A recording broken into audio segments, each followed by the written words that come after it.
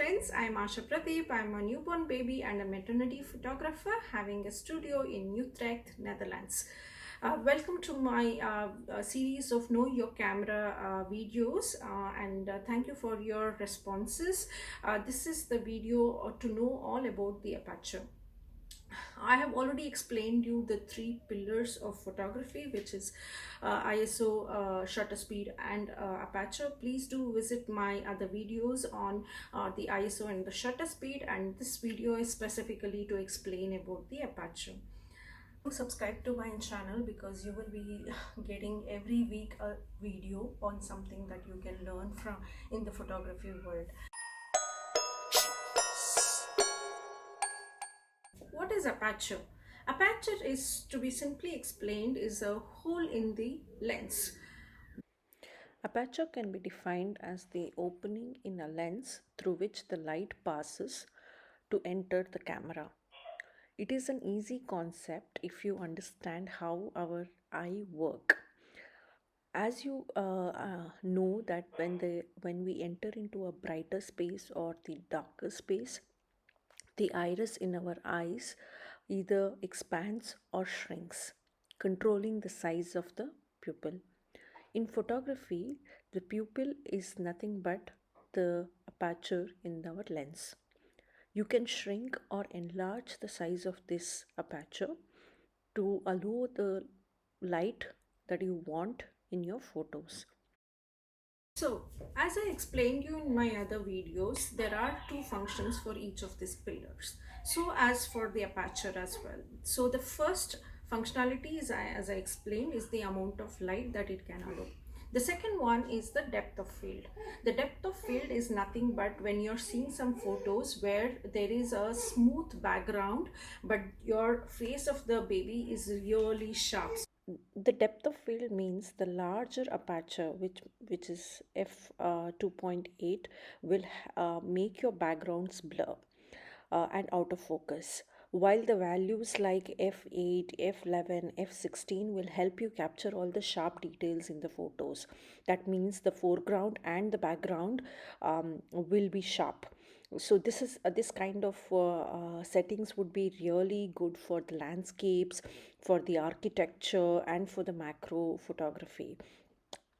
But don't worry too much because if you're increasing your f-stops, that means your photos will also go a little darker, but that you can adjust with the shutter speed or with your ISO. In photography world, you would have heard about f-stops or the f numbers. So the aperture is measured in f-stops. The f-stops are the amount of light that the aperture is allowing into your camera. The smaller the f number means the larger the aperture. The larger the f number means the smaller the aperture.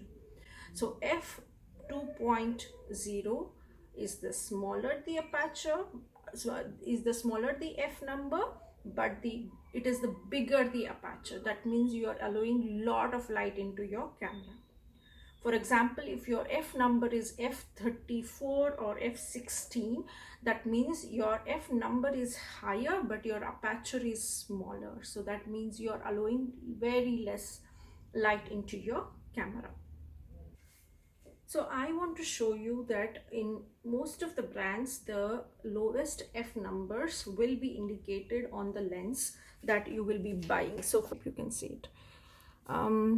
2.8, this is the lowest that it can go. That means it is the biggest aperture that I can achieve out of this particular lens, which is 2470 from Nikon.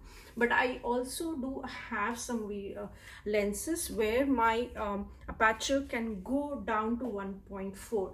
So the lower the aperture it goes, or rather the lower the f numbers it goes, the costlier the lenses become. Then identify and play with these three different pillars of the photography, and may ensure that you get beautiful photos of your family, or if you want to take nature photo, or the night photography. So that's the aim of these tutorials. So I hope you enjoy doing it.